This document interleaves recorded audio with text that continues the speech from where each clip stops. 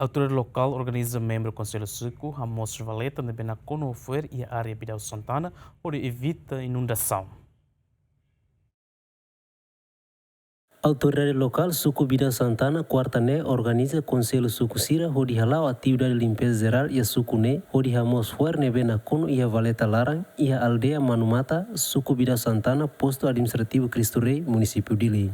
A autoridade local organiza atividade de limpeza geral né, onde evita inundação e a tempo urang, também antes né, a autoridade município de Limos assai ona circulação ida ba posto no Suku Sira, atuhalo limpeza geral e a cada lorong cesta. A circulação na vema presidente da autoridade município de Ilifo, até te cata que Conselho Suku Sira, a livre comunidade Sira, sexta tem que ser a limpeza geral e didak na área.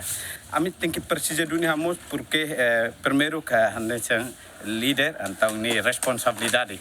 Então idamos atu até ter kata amimos agora da que atu halamos competição.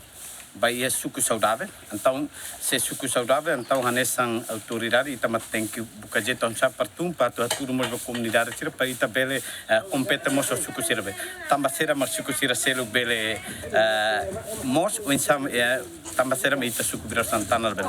Moros to agora ni, ni malas foi nada sira abis abe amos museu. Au moros ni malas, ini labele. Au foi nada amos ini magora de ini to ini agora moros to be seman roan tolon. Au be será buat ini bot mawar país be. Kalau dikurre. Ne magor ini moras to agor au fazer mus latene labele.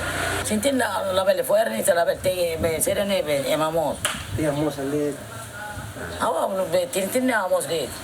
Suku Bidal Santana e a aldeia Hat, composto se aldeia Bidal Manumata, Bidal Mota Clara, Sagrada Família, no Toco Baru, o Umakai Reunida Racing, no total população Hamutu Krim Hitu Racing. Tuir observação Ziemeni, Valeta Sirene, na kun ho aqua mamu, ho di halo biasa dia. Abraham Amaral, Ziemen.